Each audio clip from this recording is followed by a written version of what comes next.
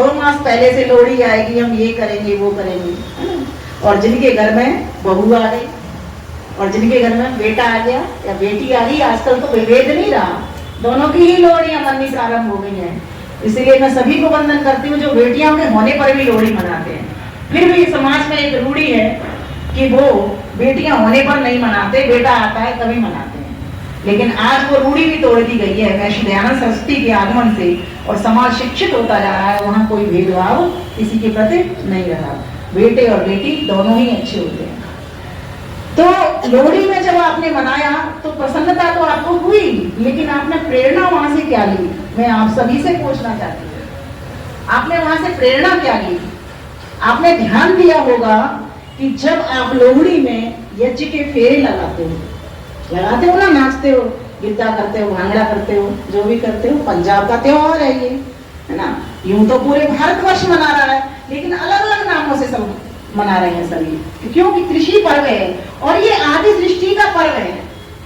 लेकिन अभी जो हम मना रहे हैं उसमें कुछ इतिहास भी जुड़ते चले जाते हैं, अर्थात पर्वों को उससे मजबूती भी मिलती है। तो इन पर्वों का जो महत्व होता है, हम सभी लोग मिलजुल करके सामाजिक समरसता को लाते हुए, संगठन की भावना को दृढ़ करते हुए, धर्म, यज्ञ, पुण्य आदि, दान आदि के कर्मों को करते हुए हम इसको चारों ओर पहुंचाना चाहते हैं। तो इससे जो एक प्रेरणा आपके शायद ध्यान में नहीं आएगी, लेकिन अब मैं ध्यान दिलाऊंगी तो आ जाएगी वो बात कि जब आप फेरे लगाते हो यज्ञ के, तब क्या गाते हो? सुंदरी मुंदरी है तेरा कौन बेचारा हो, दुल्ला भट्टी वाला हो, दुल्हे दी धी ब्याई हो, शेरा शक्कर पाई हो, दुल्हे दे मामा या चाचा आए हो, जिनमें चूरी गुट्टी हो। बोलते हो ना ये सब? ये क्या है, बता सकते हो कोई? इसमें बहुत बड़ी प्रेरणा छुपी हुई है, हमारे इतिहास की प्रेरणा छुपी हुई है। और क्या प्रेरणा है? आपको इसकी कहानी सुनाती हूँ। मुगलों का शासन था, इधर मुगलों का शासन था, ठीक है।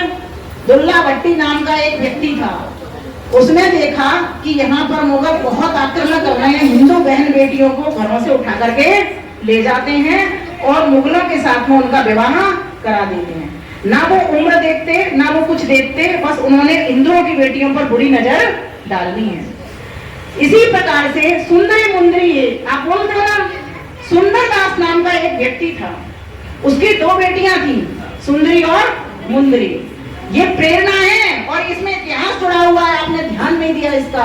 पर्व तो वही होते हैं जो प्रसन्नता के साथ साथ आपको प्रेरणा दे करके जाते हैं। दोनों बेटियों का विवाह कहाँ होना था? एक अच्छे परिवार में होना था, लेकिन मुगलों की नजर थी, मुगल नहीं चाहते थे कि ये किसी हिंदू परिवार की बेटी हिंदू परिवार में जाए। लेकिन जो दुल्ला भट्टी वाला था, उसके पिता की हत्या, उसके दादा की हत्या मुगलों ने की थी। वो भरा हुआ बैठा हुआ था, इसलिए उसने प्रण ले लिया कि मैं आज इनको लूटूंगा, इनको नहीं छोड़ूंगा। वो डाकू बन गया। हिंदुओं को तो सुरक्षित रखता था, लेकिन मुगलों के लिए वो एक लुटेरे से कम नहीं था। क्यों? क्योंकि उन्होंने हमारी बहन बेटियों की इज्जत लूटी थी और लूट रहे थे। वो काल ऐसा था जब मुगल किसी का शासन आ जाता है तो उसी का शासन चलता है ना। तो मुगलों का शासन आया, अकबर का, हुमायूं का, तो उन्होंने लूटना प्रारंभ कर दिया। जब उन्होंने देखा कि इसका पिता सुंदरदास तो बड़ा अच्छा व्यक्ति है, धार्मिक व्यक्ति है और अपनी बेटियों का विवाह एक अच्छी जगह करना चाहता है और ये करने नहीं दे रहे हैं, तो उसने ये अपने हाथ में ये बात ली। कहते हैं उसने खेत में जाकर के बहुत बड़ी अग्नि जलाई। वो अग्नि क्या थी? यज्ञ था। कहते हैं दोनों बेटियों के फेरे उन लड़कों से करवाए जिन लड़कों को वो चाहती थी और उनके पिता चाहते थे। यज्ञ में मंत्र के लिए उसने पंडित बुलाए दूर दूर से और आहुति लगवाते चले गए। यज्ञों में जो संस्कार हमारा होता है विवाह का, वो संस्कार अब पता नहीं कितना था कितना नहीं था, लेकिन आप इसी तरह से लीजिए कि विवाह के संस्कार के मंत्र पढ़े और उनका विवाह एक अच्छी जगह करा दी, अर्थात उन बेटियों को सुरक्षित कर दिया। आप कैसे पढ़ते हो इसको? सुंदरी मुंदरी हो तेरा कौन बेचारा हो, कौन बेचारा? दुल्ला भट्टी वाला हो, दुल्हे दी धी आई हो, उसने अपनी बेटियां उसको बना ली। शेरा शक्कर पाई हो, कहते हैं उसको शेर भर शक्कर, यही बोलते हो ना, शेर सवा शेर जो भी बोलो, मतलब कुछ दिया, देते हैं ना बेटी को तो कुछ दिया। और शक्कर क्यों कहा गया यहाँ? क्योंकि एक मीठा जो होता है ना, वही सबसे ज्यादा अच्छा माना जाता है। जब भी बेटी की सगाई हो या शादी हो, पहले मिठाई के डिब्बे लेते हैं ना हाथ में, तो शेरा शक्कर पाई हो। उन दिनों तो शक्कर भी बहुत बड़ी बात थी। और विशेषकर, और जब देखो ये रात की प्रथा भी कहां से चालू हुई, विवाह रात में होनी चाहिए, जबकि हमारे शास्त्र में तो दिन में विवाह होने हैं ना, लेकिन रात में प्रथा क्यों हुई? क्योंकि जब बहन बेटियों को ले जाते थे वो मुगल, तो लोगों ने सोचा, देखो हर समय पर कहते हैं ना, परिस्थितियों में भी व्यक्ति अपने काम को बदल लेता है, प्रक्रिया को बदल लेता है, व्यवस्था को बदल लेता है। तो उन्होंने क्या किया कि उसका रात्रि में विवाह करवाया। उस दिन से रात्रि में चुपके विवाह कर देते थे, बेटियों को सुरक्षित अपने हिंदू घरों में पहुंचाना होता है। लेकिन आज क्या वो जरूरत है? आज जरूरत ऐसी नहीं है। आज तो हम दिन में शादी किया करें, और अब हमारे आज समाज ने तो इस बीड़ा को हाथ में ले लिया है। क्या देख नहीं रहे हो आप फेसबुक पे, अपने ट्विटर पे और सोशल मीडिया पे कितना छाया हुआ है कि सभी लोग दिन में विवाह करवाना चाहते हैं। और हमारी स्त्रियों से जिनको के पैरों की जूती समझा जाता था, आज वो ब्रह्मा बन करके, पुरोहिता बन करके विवाह संस्कार करा रहे हैं। तो ये था लोहड़ी का महत्व। मैंने क्या कहा था? पर्व वे होते हैं जो हमको प्रसन्नता देते हैं। आप प्रसन्नता तो पाते हो, लेकिन इस बात को भूल जाते हो कितनी बड़ी प्रेरणा थी। आज हम सुरक्षित हैं क्या? आज भी हम सुरक्षित नहीं है। हमारी बहन बेटियां लव जिहाद के शिकार हो रही है। अभी परसों ही हमारे पास एक फोन आया था कि 2 मुल्लों की नजर है एक लड़की के ऊपर, और लड़कियों को भी घर से संस्कार नहीं मिलते हैं। किस तरह के वस्त्र पहन करके जाती है, बुरा मान जाती है अगर उनको कुछ भी कहा जाए तो। बेटियों को संस्कार यज्ञ में लाना, वेद पाठ स्वयं स्वाध्याय करना। देखो बच्चों को आप ये कहोगे ना कि बच्चों तुम मैं कह रही हूँ बात मान लो, नहीं मानेंगे। आज कोई उपदेश सुनना नहीं चाहता, लेकिन अगर आपका जीवन उपदेश में है, आपका जीवन आदर्श है, आपके जीवन में प्रेरणा है, तो वो जरूर बच्चे उसको देखा देखी सीख लेते हैं। लेकिन बाहर का प्रभाव इतना अधिक हो गया है कि बच्चे आज बाहर की गिरफ्त में अधिक आ रहे हैं, हमारी गिरफ्त कम होती चली जा रही है। इसलिए इस लोहड़ी पर यह संदेश मिलता है कि प्रसन्नता के साथ साथ प्रेरणा भी लो कि हम सुरक्षित कैसे हो सकते हैं। तब हो सकते हैं जब हम अपनी संस्कृति में आए। पूर्णता, जब हम यज्ञ कार्य करते हैं तो पूर्णता की ओर बढ़ते हैं, है ना। पूर्ण कौन है संसार में? पूर्ण कौन है? ईश्वर। जीवात्मा अपूर्ण है, और पूर्ण कौन है? प्रकृति भी पूर्ण है। बिना पूर्ण प्रकृति के ये पूर्ण संसार की रचना नहीं हो सकती। पूर्ण का मतलब क्या? देखो समझाती हूँ आपको एक उदाहरण से। आपके डिब्बा है रोटी का, और उसमें आपने रोटी बनाई, 10-12 रोटी का डब्बा है। कहते हैं पूरी रोटी बन गई। आटा लिया आपने 10-12 रोटी का बनाया, आप कहते हैं पूरी रोटी बन गई। इसका मतलब पूरा पर्याप्त भोजन आपका बन गया, वो पूरा होता है। सृष्टि की हर वस्तु अपने आप में पूर्ण संरचना से भरी हुई। क्यों? क्योंकि जो उसका निर्माता है वो पूर्ण है। पूर्ण परमात्मा ने पूर्ण प्रकृति से, और प्रकृति जो सतोगुण, रजोगुण और तमोगुण है, वे भी अपने आप में पूर्ण है। पूर्णता से पूर्ण संसार को बनाया, ये बात भी यहाँ पर समझिए। इसीलिए हमारा कर्तव्य बनता है इस पूर्ण प्रकृति से बने हुए संसार के भीतर हम उस पूर्ण परमात्मा की ओर बढ़ने वाले बने। तो ये हम लोहड़ी पर संदेश ले। लोहड़ी को हम बहुत सारे आयुर्वेदिक तरीके से भी लेते हैं। क्या बनाते हैं? माला बनाते थे पहले टाइम, मैंने देखती थी, गोला लगा लेते थे। उसमें मैंने अपने फेसबुक पर भी लगाया हुआ है ना। कितनी सारी मेवा लगा रखी है उसमें एक माला। उसके पीछे क्या लॉजिक था? ऐसे ही तो नहीं था वो कि बच्चे हमारे सर्दियों में मेवा खाएं, हष्ट-पुष्ट हो जाएं। अगर हष्ट-पुष्ट नहीं होंगे तो किसी का मुकाबला कर पाएंगे? हम सुरक्षित रह पाएंगे? नहीं रह पाएंगे। स्वयं का मुकाबला नहीं कर पाएंगे, रोगी हो जाएंगे, बीमार पड़ जाएंगे। इसलिए माताएं कितना ध्यान रखती थी, कहते थे मक्खन और हींग की गोली लेकर के और बच्चों को सुबह सुबह निकलवा देती थी। ऐसा होता था क्या? होता था क्या? ऐसा होता था। देखो माता जी ने हाथ उठाया। अभी नए लोगों को नहीं पता, लेकिन पुराने घरों में आज मेरी बहन की फैमिली डॉक्टर को आज भी करती है। अच्छा अब आते हैं, चलिए हम लोहड़ी के बाद में मकर संक्रांति के ऊपर। देखो मकर संक्रांति, पहले इसका मतलब समझते हैं। संक्रांति सम्यक रूप से परिवर्तन, क्रांति माने परिवर्तन, सम माने सम्यक ठीक परिवर्तन, और मकर अर्थात देखो ये जो सूर्य है ना, इस सूर्य की एक ऑर्बिट है जिस पर पृथ्वी चक्कर लगा रही है ना। पृथ्वी जो चक्कर लगाती है वो कितने दिन में लगाती है? 365 दिन में लगाती है। और कितने मंथ होते हैं 365 दिन में? 12 मंथ होते हैं और ऋतुएं कितनी होती हैं? 6 ऋतुएं होती हैं। तो 2-2 महीने की ऋतु हो गई। लेकिन नक्षत्र कितने होते हैं? बोलो, 27 नक्षत्र होते हैं, लेकिन मास 12 है। मास 12 है। हमारे 12 मासों का जो नामकरण हुआ है ना, वो नक्षत्रों के आधार पर हुआ है। जैसे चित्रा एक नक्षत्र, उससे चैत्र मास बन गया। विशाखा एक नक्षत्र, उससे वैशाख मास बन गया। ज्येष्ठा एक नक्षत्र, उससे ज्येष्ठ मास बन गया। आषाढ़ा एक नक्षत्र और उससे आषाढ़ मास बन गया। ठीक इसी प्रकार से अश्विनी एक नक्षत्र, उससे आश्विन मास बन गया। हमारे सभी, लेकिन नक्षत्र 27, मास 12। तो ये कैसे हो गया?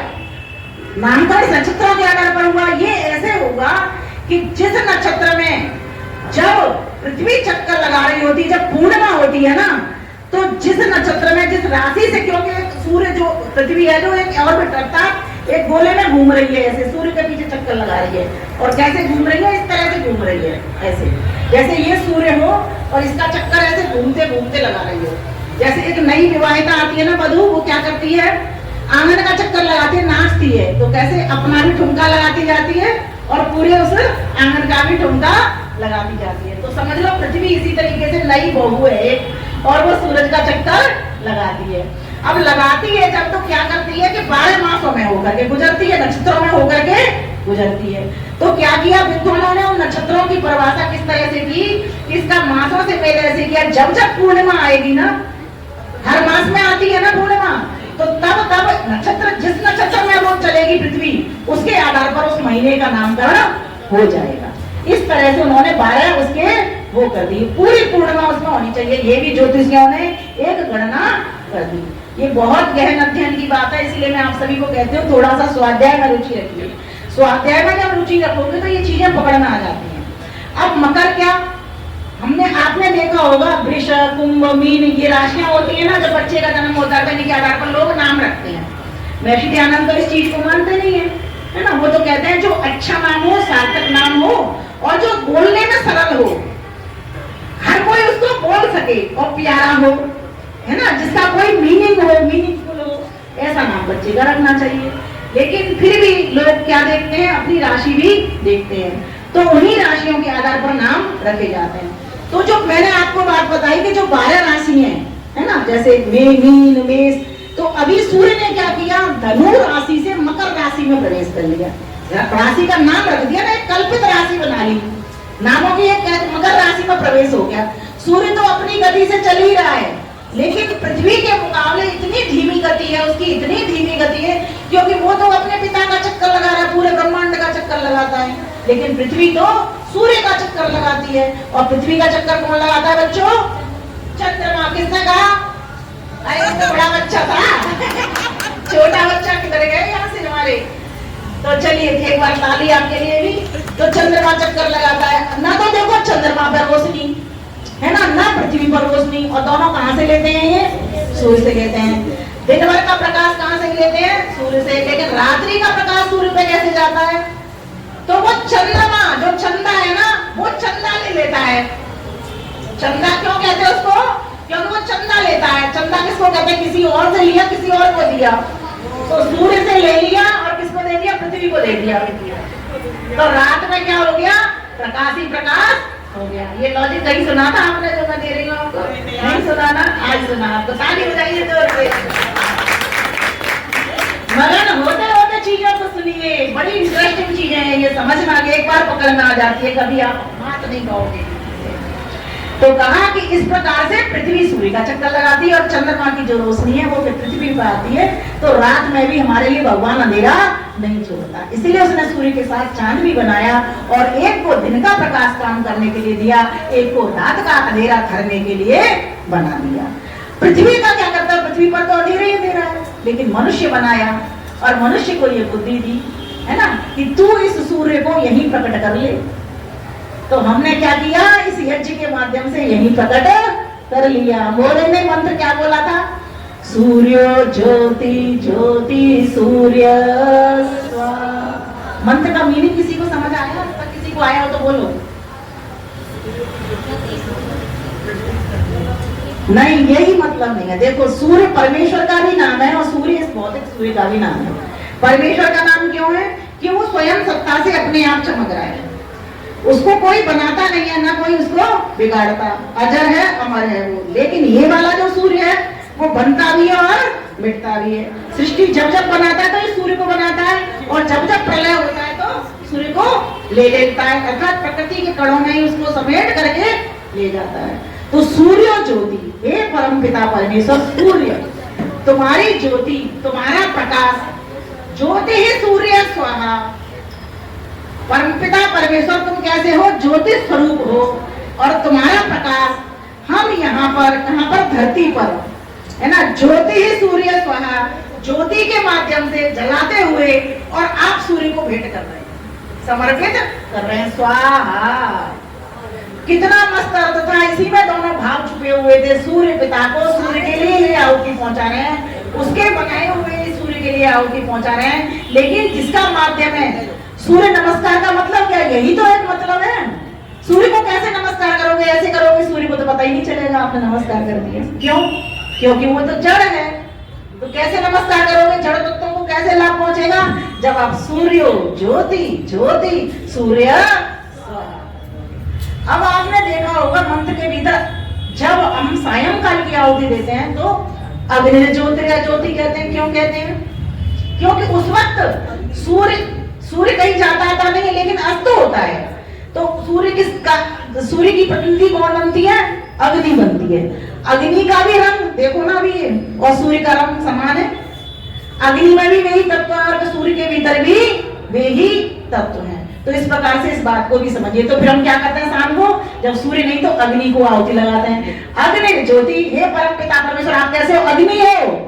अग्नि अग्रणी भवति, अर्थात आप आगे आगे हो, और हमको भी मार्गदर्शन करते हुए आगे आगे ले जाने वाले हो। इसीलिए हम अग्नि देव को, सूर्य देव को आहुति लगा रहे हैं, आपको आहुति लगा रहे हैं। तो इस प्रकार से आपने प्रातः काल की और सायंकाल की दोनों, सूर्य को प्रतिनिधि मान करके दिन की और अग्नि को प्रतिनिधि मान करके इस रात्रि की आहुति लगाई। अब आपको कोई पूछेगा इन मंत्रों का मतलब क्या, फौरन आपको समझ आ जाएगा। इसलिए हमने ये काम किया। अब चलते हैं आगे। यह मकर संक्रांति में जो मैंने आपको पहले ही बात प्रारंभ की थी, जैसे लोहड़ी में बताया था कि पर्व किसको कहते हैं? पर्वती पूर्यति जनानानंदिनी थी। तो पर्व क्या करते हैं? हमको प्रेरणा देते हैं, तीन बातें, प्रसन्नता देते हैं और पूर्णता की ओर ले जाता है। ये याद करके रखिए। अब जब कोई भी पर्व आता है तो जैसे लोहड़ी मनाई, उसी प्रकार से मकर संक्रांति भी। अब ये प्रसन्नता कब देगी मकर संक्रांति? जब हम तीन काम करेंगे। बोलो, स्नान, ध्यान और धर्म, ये तीन काम करेंगे। स्नान कौन सा करेंगे? बताओ, बोलो बोलो, कौन सा स्नान करेंगे? आप इतने विद्वानों को सुनते हो, बताइए, आज सब लोग बताइए। हैं? किसमें करेंगे? नदी में, उसके साथ करेंगे। और कैसे स्नान करेंगे? इसको तो भौतिक स्नान कहते हैं, है ना। यज्ञ के साथ करेंगे, ये भी भौतिक ही हो गया। और कैसे करेंगे? ज्ञान रूपी स्नान करेंगे, आप विद्या के द्वारा स्नान करेंगे। इसलिए जब आपने ये अंग स्पर्श करे थे ना, ओम भगवान, तभी मैं क्या बोल रही थी? स्नान कर लो। आप सोच रहे होंगे स्नान तो हम करके बैठे, एक बार हमको स्नान कराने लग गई। तो मैं यही तो कह रही थी, परमात्मा मेरी वाणी गूंगी ना हो जाए। परमात्मा इस वाणी से मैं किसी से बुरा ना बोल पाऊं, ये वाणी का स्नान कर रही थी, है ना। परमात्मा मेरी वाणी से सत्य वचन ही निकले, परमात्मा इससे कटु वचन कभी ना निकले। परमात्मा ये वाणी सबके भले करने वाली, बोलने वाली होनी चाहिए। किसी को झगड़ा ना करा दे ऐसी वाणी ने, महाभारत ना करा दे, रामायण घटना हो जाए ऐसी वाणी होनी चाहिए। तो ये क्या था? ये वाणी का स्थान था। सारी इंद्रियों पर ये घटाते चले जाओ। अब आपसे कोई अर्थ पूछेगा, ये जो हमने मंत्र पढ़े थे अंग स्पर्श वाले, इनका मतलब क्या है? फौरन बता दोगे। स्नान, कौन सा स्नान? आध्यात्मिक स्नान। शारीरिक स्नान आप घर पे करके आए थे और अब आपने आध्यात्मिक गंगा में स्नान कर लिया। नदी में तो आप करोगे, सारी दुनिया कर रही है, लेकिन ये ज्ञान की जो नदी है, अविरल बह रही है, जिसमें आज आप स्नान कर रहे हो या नित्य पति आप स्नान करते हो जब विद्वान आते हैं, तो वो तो विरली होती है ना। तो ये वाली अविरल नदी जब हमारे भीतर आ जाती है तो सोचो, इतना ज्ञान हमारे भीतर आता, हमारे कर्म क्यों खराब होंगे? कर्म भी हमारे अच्छे होंगे। अब आप देखिए, आपका प्रश्न होना चाहिए कि मकर संक्रांति क्यों मनाते हैं? पृथ्वी तो सारी राशियों में प्रवेश करती चलती, कर्क में भी जा रही है, धनु में भी जा रही है, सब में जा रही है, तो मकर कोई क्यों मनाते हैं? इसलिए मनाते हैं, इसको सुनिए, क्योंकि इन दिनों प्रकाश अधिक होता है और हम क्या चाहते हैं? प्रकाश की अधिकता हो और अंधेरा कम हो। हमारा जीवन अंधेरे से, बोलो मेरे साथ, अंधेरे में ठोकर है, प्रकाश में ठाकुर है। और सच्ची बात है कि नहीं है? अंधेरे में चल के दिखा दो कितनी ठोकर लगेगी, और जब ज्ञान हो जाएगा आपको ईश्वर का आनंद प्राप्त होगा कि नहीं होगा? हाथ हिला दिया करो, ठंड के पानी से पूरे ऐसे करिए ना, हाथों में उड़ जाएगी, हाथों की ऊर्जा आपके स्नायु पूरे ग्रंथ को खोलेगी, पूरी नस नाड़ी को खोल देगी, है ना? तो देखो कितना बढ़िया। तो पर्व किसको कहते हैं? जो हमारे भीतर ज्ञान की गंगा में स्नान करा दे और हमारा ध्यान करवा दे। अभी हमने जो ध्यान किया, सारे काम आप रोज करते हो पर भूल जाते हो। स्तुति, प्रार्थना, उपासना, क्या ये ध्यान नहीं था? किसका ध्यान था? कैसे ध्यान था? स्तुति के माध्यम से क्या किया? उसके गुणों का ज्ञान किया कि आप कैसे हो, कैसे हो आप, बोलो। गुणों का गान किया तो कैसे गान किया आपने गुणों का?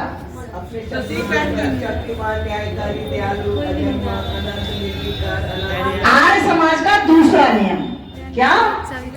आर्य समाज का दूसरा नियम। अब कोई पूछे ना, आपको भटकना नहीं है, आर्य समाज के दूसरे नियम के माध्यम से किया। अच्छा, फिर प्रार्थना की तो क्या की प्रार्थना में?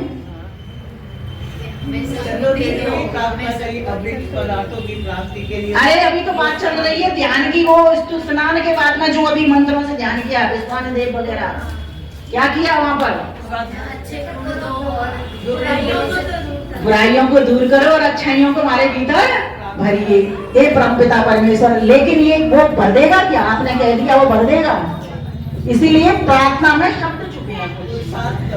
प्रकृष्ट अर्थ नाम, इसको सीख लो। प्रकृष्ट रूप से अर्थना मतलब चाहना।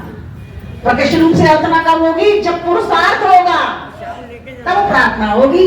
आपने कहा मेरे बच्चे को क्या हो जाए, बच्चा मेरा स्कूल में फर्स्ट आ जाए। भाई जब तक पढ़ेगा नहीं तो फर्स्ट आ जाएगा माता जी? नहीं आएगा। फर्स्ट कब आएगा? जब वो पढ़ेगा, मेहनत करेगा। इसीलिए हमने जब भगवान का गुणानुवाद किया तो यही तो कहा, प्रभु आप न्यायकारी हो, मैं भी न्यायकारी हो जाऊं। मैंने ये प्रार्थना की, प्रभु आप सच्चिदानंद हो, मैं सत्य तो हूँ, चेतन भी हूँ, लेकिन अभी मुझ में आनंद नहीं है, मैं भी आपके आनंद से भर जाऊं। ये इसको कहते हैं प्रार्थना। अब आप कहोगे उपासना, ध्यान में ये तीन चीजें ध्यान रखना, ध्यान में ये तीन चीजें ध्यान रखना। क्या ध्यान रखना? उपासना। परमेश्वर मुझसे दूर नहीं है। उप जमा आसन, उप माने समीप, आसन माने बैठना। मैं जहां भी होती हूँ, बोलो, मैं जहां भी होती हूँ परमात्मा के समीप ही होती हूँ। क्यों क्यों होती हूँ बताओ?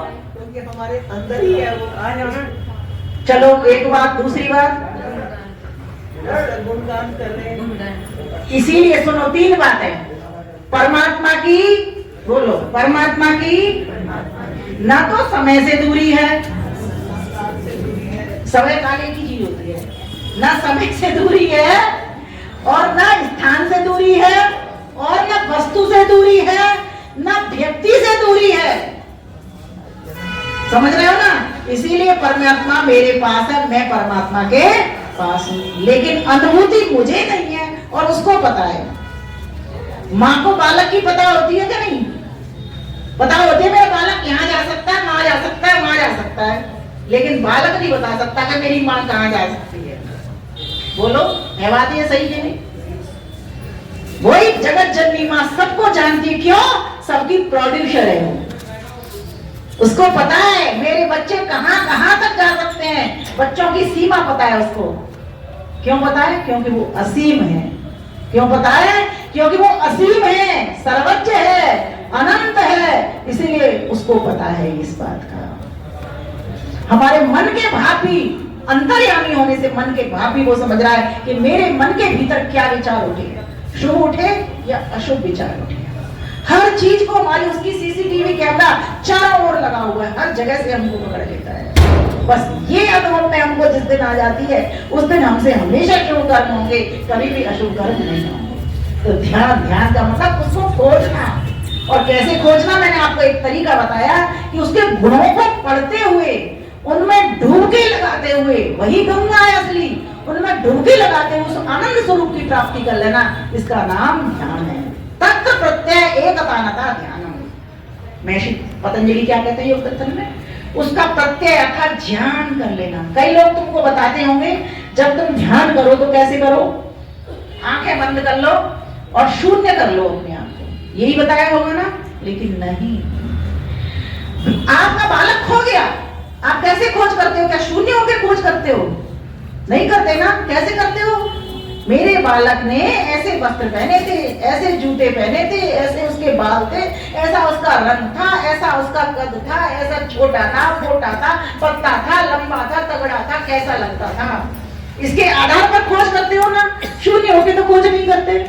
अब आप जब बाजार से निकल रहे हो, कितनी सारी दुकानें आपके सामने पड़ रही हैं, आपकी कहाँ ध्यान होता है? बालक के ऊपर। बस आपकी उंगली में कांटा लग जाए, कहाँ ध्यान होता है? आपके दांत में तिलुका फंस जाए, कहाँ ध्यान होता है? उसी में होता है ना। बस मिला हुआ है वो, जब उसके कहीं किसी से दूरी नहीं, इसका नाम है ध्यान। ध्यानम निर्विषयम मनम। कितने सारे विषय पढ़े, मॉल पढ़े, पिक्चर हॉल पढ़े, लेकिन माँ का ध्यान कहाँ था? अपने बालक में। अपने आप हो जाओगे, आपको दूर करने की जरूरत ही नहीं है। जब आपके मन में ये पता लग जाएगा वो परमेश्वर मेरा जन्म जन्मांतर का साथी था, मैं भी पहले था, वो भी पहले था, मैं आज भी हूँ, वो भी मेरे साथ है, और आगे भी मैं जाऊंगा तो भी वो साथ ही रहने वाला है। इसका नाम है ध्यान। मकर संक्रांति का पर्व प्रकाश का पर्व है, आपको उत्तरायण में श्रेय मार्ग पर चढ़ाने का पथ है। इसीलिए मैं कहती हूँ मकर संक्रांति को मनाना अर्थात पूरी प्रसन्नता को अपने जीवन में लाना। प्रसन्नता थोड़ी देर की नहीं है, प्रसन्नता हमेशा की है। सुख हो दुख हो हर हालत में हंसते जी रहना जी, कहते हैं ना, सुख हो दुख हो हर हालत में हंसते रहना जी, नमस्ते जी, नमस्ते जी, नमस्ते जी। तो इसलिए प्यारे भाइयों बहनों, ये क्या हो गया? ध्यान। अब आते हैं दान। दान किसको कहते हैं? एक होती है दक्षिणा, एक होता है दान। अंतर पता है किसी को? है? नहीं, दान में और दक्षिणा में अंतर क्या है? कोई भी शुभ कार्य हुआ, उसको कराने वाला जो ब्रह्मा होता है, उसको दी जाती है ना। लेकिन आप अंतर नहीं बता पा रहे, मैं अंतर बताती हूँ आपको। दक्षिणा किसी भी क्रिया का जो आपने किसी से करवाई, उसका प्रतिफल होता है। जैसे मैंने यज्ञ कराया, आपने मुझे दक्षिणा दी, दान नहीं दिया। ध्यान रखना, कुछ लोग ये भूल करते हैं कि हमने उनको इतना दान दिया जब वो आए, ये दान नहीं है, ये क्या है? दक्षिणा। इसमें मैंने दिया, आपने मुझे दे दिया बदले में, इसमें बराबर का खाता हो गया, किसी के ऊपर कुछ नहीं। लेकिन दान वो होता है जब अपनी वस्तु जो कुछ आपके पास है उसको त्याग पूर्वक किसी ऐसे व्यक्ति को देते हो जिसको उसकी जरूरत है, और उस वस्तु को देते हो, उसको दान कहते हैं। अब शास्त्र हमारे 70 प्रकाश का सम्मल्लास आप जब चौथा उठाएंगे तो आपको पता चलेगी क्या है वहां पर। कहते दान कैसी जगह पर दिया जाए और किस तरह से दिया जाए। तो वहां पर एक बात आई है, बोलो मेरे साथ, श्रिया देयम, श्रद्धा देयम, अश्रद्धा देयम, भिया देयम, हिया देयम, संविदा देयम। इस तरह से दान दो। इनका मतलब क्या, ये समझ लेते हैं। कोई आपसे दान लेने के लिए आया जिसको जरूरत है, चाहे संस्था का व्यक्ति हो, चाहे कोई गरीब व्यक्ति भी हो, सिर्फ संस्था को ही नहीं देता, या कोई गौ सेवक हो, वो हो सकता है, कोई भी हो सकता है, जिसको आपसे जिस वस्तु की जरूरत है वो आपके पास आ गया। पहला क्रम बनता है हमारा श्रद्धा पूर्वक सात्विक दान दो। गीता भी यही कहती है, सात्विक दान दो। लेकिन जब आप में श्रद्धा नहीं है, समझ रहे हो ना, क्योंकि आप उसको जानते नहीं हो तो श्रद्धा नहीं है, तो अश्रद्धा पूर्वक भी दो कि वास्तव में ये नीडी लग रहा है, बुद्धि भगवान ने दी है, इसको जरूरत है और मैं दे देता हूँ, मुझे क्या फर्क पड़ना, ईश्वर की वस्तु मान करके उसको दे दो। मैं क्या कहती हूँ, एक बात कहती हूँ, दान कभी भी ना अहंकार से भर के मत देना, दान हमेशा ओंकार से भर के देना। हिलाओ हाथ। अहंकार से भर के नहीं, ओंकार से भर के देना। आज हम कहते हैं ले मैंने दे दिया, ले खा, ले खा, इस तरह नहीं। श्रद्धा पूर्वक दान दो। फिर कहा अश्रद्धा पूर्वक, श्रद्धा भी नहीं जग रही तब भी उसको दे दो, तो भी तुम्हें उसका फल मिलेगा, क्योंकि आपने कुछ दिया, कुछ त्याग किया। उतना नहीं मिलेगा अच्छा जितना श्रद्धा पूर्वक दिया, लेकिन कुछ फल मिलेगा, क्योंकि आपने उसका पेट भरा, रोटी खिला दी, चाहे आपने किसी भी मन से खिला दी, कम से कम उसका पेट भर गया तो भी आपका दान आपको फल दे जाएगा। तीसरी बात, श्रिया देयम, शोभा के कारण भी दान दो। ये पंखा लग रहे हैं आपके, किसी ने कहा कि जी मेरा दान ये नाम लिख दिया, तो इस कारण से भी दान दे दो, बुरा नहीं है ये दान भी। भाई पंखा नहीं लगेगा तो सब गरीब मर जाओगे, दान ये भी बुरा नहीं, इसका भी फल मिलेगा क्योंकि दिया। फिर कहा बिया देयम, थोड़ा समझ लो इस विषय को, बड़ा जबरदस्त विषय। बिया देयम, डर की वजह से भी दान दो। कैसे डर? कि अगर मैंने गुरुकुलों में दान नहीं दिया तो बच्चे कमजोर हो जाएंगे, फिर हमारे देश के रक्षक कैसे बनेंगे, कैसे ये बम बनेंगे, कैसे आतंकवादियों से लड़ पाएंगे। इसीलिए भी डर की वजह से भी दान। इसलिए डर के नहीं कि हमारे ऊपर कोई चढ़ बैठेगा, कोई किसी के ऊपर नहीं चढ़ता। हमसे बड़ा कोई भूत हो सकता है क्या? हम पंचभूतों से बने भाई, हमसे बड़ा कोई भूत नहीं हो सकता। कोई चढ़ने वाला नहीं है, चढ़ने वाला है तो वो आतंकी आपके ऊपर चढ़ने वाला है, जिससे तुमने अपने बच्चों को गुरुकुल में नहीं पढ़ाया, गुरुकुलों में दान नहीं दिया। समझ गए बात को मेरी? तो कहा बिया पूर्वक भी दान दो, डर के वजह से भी दान दो। फिर कहा धिया देयम, बुद्धि पूर्वक भी दान दो। बुद्धि पूर्वक वेदे, भगवान ने ये सारा संसार बुद्धि पूर्वक बनाया है, बुद्धि पूर्वक हमारा उपकार कर रहा है, तो हमारा भी कर्तव्य बनता है, हम भी गुजरता। किसी शराबी जुआरी को दान मत दो, अपात्र को, कुपात्र को दान मत दो, सुपात्र को दान दो। क्योंकि शराबी को अगर आपने दान दे दिया, उसका घर तो बर्बाद हो ही रहा है, कर ही रहे हो आप, और आपने दिया तो आपको भी उसका बुरा फल मिलने वाला है। तो कहा हिया देयम, लज्जा के कारण भी दान दो। भाई गुप्ता जी ने दे दिया, मैंने दिया नहीं, इस लज्जा के कारण भी दान दो। फिर आगे बड़ी महत्वपूर्ण बात कह दी कि तुम्हें किसी भी प्रकार से दान नहीं निकला, संविदा देयम, प्रतिज्ञा पूर्वक भी दान दो। संकल्प ले लो कि मैं दान आर्य समाज के मंदिर में दूंगा ही दूंगा, मैं विद्वान को दान दूंगा ही दूंगा, मैं गौशाला में दान दूंगा ही दूंगा। इसकी संकल्प ले लो, जिससे आपको चांटे बार बार लगते रहे अगर आप नहीं दोगे तो। अरे मैंने कह तो दिया लेकिन दिया नहीं। समाज के सामने बोल दो इस बात को कि मैं समाज को दान दूंगा या उसको दान दूंगा, जिससे कि आप उसको देने के लायक बन पाओ, दे पाओ। ये है दान। दान देने से कभी कुछ घटता नहीं। पक्षी के पिए समुद्र घटे नहीं, भानु घटे नहीं, बादल छाया। ओ समर में लाल का तेज घटे नहीं, विद्या घटे नहीं, लाख पढ़ाया। अग्नि में स्वर्ण का तेज घटे नहीं, रैन घटे नहीं, दीप जलाया। ओ दान दिए कछु द्रव्य घटे नहीं, दान दिए कछु द्रव्य घटे नहीं, मान घटे उपकार कमाया। नहीं मान घटे उपकार कमाया। घटोत्तरी कहाँ होती है?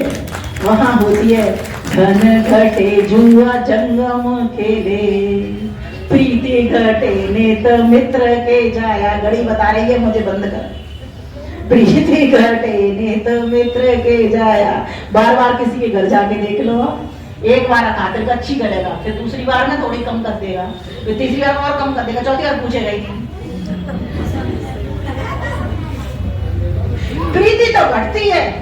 एक नया कभी कभी कोई व्यक्ति जाए और रोज रोज चला जाए, प्रीति घटती है कि नहीं घटती है?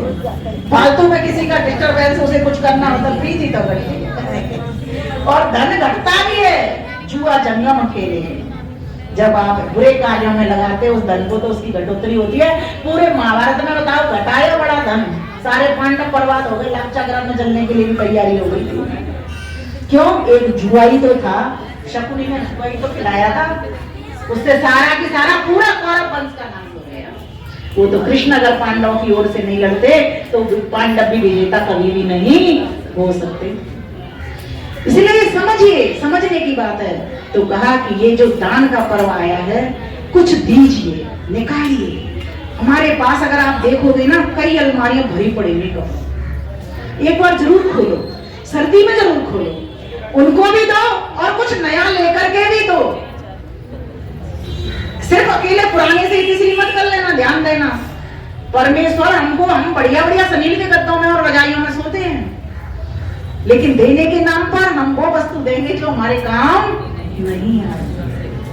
ठीक है, दो, उसका भी फल मिलेगा। जिसका कुछ नहीं है उसका काम बनेगा, लेकिन कुछ नया भी उसको दो। आपने दान किया होगा सभी ने मकर संक्रांति पर, है ना, दिया होगा लड्डू का, है ना, तिल गुड़ ये सब दिया होगा ना। शीत शिशिर हेमंत में हुआ परम प्राधान, तेल तूल तिल तपन का दान जगत में मां, दान जगत में मां। तेल, तूल और तिपन क्या है ये? तेल अर्थात घर का भोजन राशन सामग्री, तूल, तूल कहते हैं रुई को, कंबल वगैरह, चादर वगैरह, बिछोने वगैरह, ओढ़ने वगैरह, ये सब। तपन अर्थात हीटर, आप देना चाहते हो ना किसी को कि कोई जलाए, अभी लकड़ियां वगैरह का वो नहीं हो पाता इंतजाम, तो हीटर दे दो अगर आपके पास पैसा है तो। अगर पैसा है तो जरूरी थोड़ी आप 100 कंबल दोगे, किसी को एक हीटर दे दो। 100 कंबल आते हैं मान लीजिए 10,000 के, तो आप किसी को 2-3 हीटर दे दो 2-3 लोगों को, तो वो 2-3 लोग जब जलाएंगे तो 8-10 लोग उनके साथ बैठ जाएंगे, तो 3 अलाव जल गए उनके। एक ही लकीर के फकीर तुम क्यों बनते चले जाते हो? तो दान देना है तो इस तरह से देखिए, ये सोच करके देखिए। जो तिल होता है ना, क्यों खाया जाता है, क्यों तिल की आहुति लगाई इसमें? क्योंकि उष्ण होता है इसका धर्म, गर्म होता है, और इसकी मालिश कहते हैं ना, तिलोवर्ती श्लोक, तिलोस्नायी तिलोवर्ती तिलहोमी तिलोदक, है ना। और तिल भुक्ता तिल दाता चा षट तिला रोग नाशका, ये जो 6 तिल के प्रयोग है ना, ये आपके समस्त रोगों को हर लेते हैं। तिलोस्नायी कहते हैं तिल के तेल को डाल करके स्नान करो। तिलोवर्ती, तिल का बटन लगाओ, पत्ती लगाओ, ये आपकी चमड़ी को भी चमक लाएगा और वैसे भी गर्म करेगा तो ठंडी नहीं लगेगी, बच्चों को भी लगा दो। तिलोवर्ती, तिलहोमी, तिल का यज्ञ कर दो, जैसे अभी आपने तिल के लड्डू या कुछ रजक को रेवड़ी वगैरह मिलाई है ना, इसमें कर दी। तिलोदका, तिल के लड्डू बना दो, उदक। और कहा तिल भुक्ता, खुद स्वयं उपभोग करो तिल के लड्डू वगैरह आदि का, तिल की गजक वगैरह आ रही है इनका प्रयोग करो। फिर कहा तिल दाता, और तिल का ही दान करो। ये 6 चीजें कहते हैं रोगों को खत्म करने वाली।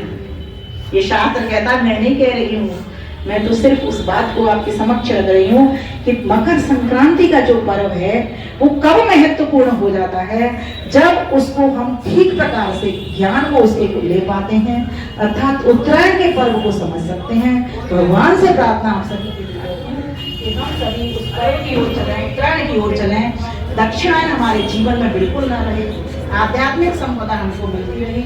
आइए आनंद के साथ हम गीत गायन करते हैं। लोहड़ी का सुनाओ, मकर संक्रांति का? मकर संक्रांति का सुनाओ तो दोनों सुनाओ, दोनों ही अपनी रचनाएं। पहले लोहड़ी का, क्योंकि लोहड़ी का विषय लिया था। तर्ज है इसकी, ओ रात के मुसाफिर